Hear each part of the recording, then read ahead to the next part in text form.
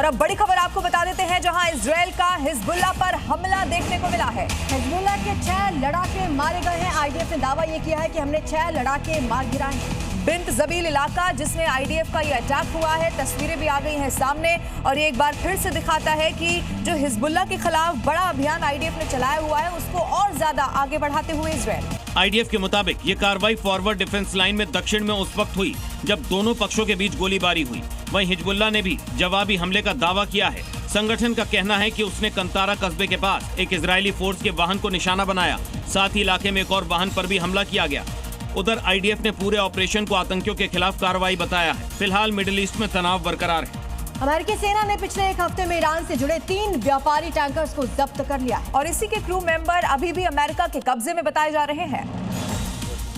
अमेरिकी रक्षा विभाग का कहना है कि ये कार्रवाई ईरान पर लगाए गए सैंक्शन लागू करने और ईरानी जहाजों की तस्करी रोकने के लिए की जा रही है, जिसके अंतर्गत अमेरिका ने ईरानी टैंकर टॉस्का, टिफैनी और मैजेस्टिक को अपने कब्जे में ले लिया और आरोप लगाया कि ये तीनों ईरानी जहाज तेल लेकर चीन जा रहे थे, जो अमेरिकी ब्लॉकेड का उल्लंघन है।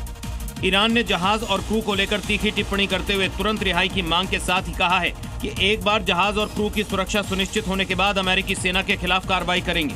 ईरान और अमेरिका के बीच दूसरे दौर की बैठक को लेकर कयासबाजी लगातार चल रही है और अब ईरान के विदेश मंत्री अब्बास अरागची पाकिस्तान पहुंच चुके हैं। अमेरिका की ओर से भी विटकॉफ और कुशनर पाकिस्तान पहुंच रहे हैं, जिसके बाद कयास लगाए जा रहे हैं कि अमेरिका और ईरान में दूसरे दौर की बातचीत का कुछ नतीजा निकल सकता है।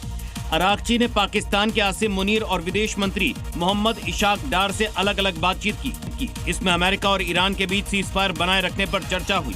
शांति वार्ता के बीच अमेरिका ने ईरान से जुड़े $344 मिलियन के क्रिप्टो एसेट्स फ्रीज कर दिए हैं। एक्सपर्ट्स की माने तो अमेरिका ने यह कार्रवाई तेहरान पर दबाव बढ़ाने के लिए की है। हालांकि अब देखना होगा कि कल बातचीत के दौरान कौन कितने दबाव में आता है। इधर ईरान के 3 जहाजों और उसके क्रू को हिरासत में लेने के बाद अमेरिका और ईरान में तनाव और बढ़ गया है। इसके बावजूद सेंट्रल कमांड ने बिल्कुल साफ कर दिया है कि ईरानी पोर्ट्स का ये जो ब्लॉकेड है वो जारी रहेगा। ईरान के बंदरगाहों की नाकेबंदी को लेकर अमेरिकी सेंट्रल कमांड ने बताया कि अब तक 34 जहाजों को या तो ईरान के पोर्ट्स की तरफ जाने से रोका गया है या फिर उनका रास्ता बदला गया है। ब्लॉकेड मिशन के लिए अमेरिका ने 10,000 से अधिक सैनिक, 17 से अधिक युद्धपोत और 100 से अधिक फाइटर और सर्विलांस प्लेन तैनात किए हैं। अमेरिकी सेना का कहना है कि ये नाकेबंदी ईरान के किसी भी बंदरगाह से आने जाने वाले जहाजों पर लागू हो रही है, जबकि अमेरिका के सेक्रेटरी ऑफ वॉर पीट हेग्सेथ ने कहा कि ईरान के पास डील करने का ऐतिहासिक मौका है और फिलहाल गेंद उनके पाले में है। और चलिए अब देखते हैं अलग अलग राज्यों से आ रही 5 बड़ी खबरें। सबसे पहले बात राजस्थान की राजधानी जयपुर की करते हैं, जहां मेट्रो स्टेशन पर एक बड़ा हादसा होते होते टल गया। जहां पर एस्केलेटर पर बच्चे के साथ चढ़ते समय महिला का अचानक से ही बैलेंस, यहां पर वो महिला खोती हुई नजर आई। मौके पर मौजूद एएसआई ने समय रहते महिला को संभाल लिया, जिससे हादसा टल गया, लेकिन सीसीटीवी में ये पूरी तस्वीर कैद हो गई।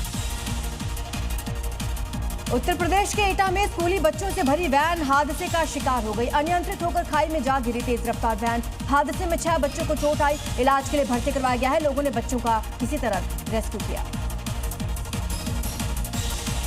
उत्तराखंड के देहरादून में पौंटा साहिब जाने वाले नेशनल हाईवे पर बड़ा हादसा हो गया, जहां तेज रफ्तार ट्रक अचानक से ही अनियंत्रित होकर पलट गया। इस हादसे में कोई हताहत नहीं हुआ है। हादसे के कारण हाईवे पर लंबा जाम लग गया। पुलिस अब पूरे मामले की जांच कर रही है। पंजाब के लुधियाना में रेस्टोरेंट के खाने में कॉकरोच मिलने के बाद हड़कंप मच गया। रेस्टोरेंट के मैनेजर ने प्रशासन की टीम के पहुंचने पर कॉकरोच मिलने के बाद से इनकार कर दिया। पीड़ित ने जमकर हंगामा किया। प्रशासन अब पूरे मामले की जांच में जुटा है। उत्तर प्रदेश के फर्रुखाबाद में गलत इंजेक्शन लगाए जाने से 40 साल की महिला की मौत हो गई। खांसी जुकाम की दवा लेने मेडिकल स्टोर ये महिला गई थी। मेडिकल स्टोर पर महिला को इंजेक्शन लगा दिया गया, जिससे उसकी तबीयत बिगड़ने लगी और उसके बाद उसकी मौत की खबर आई। फिलहाल पुलिस इस पूरे मामले की जांच कर रही है।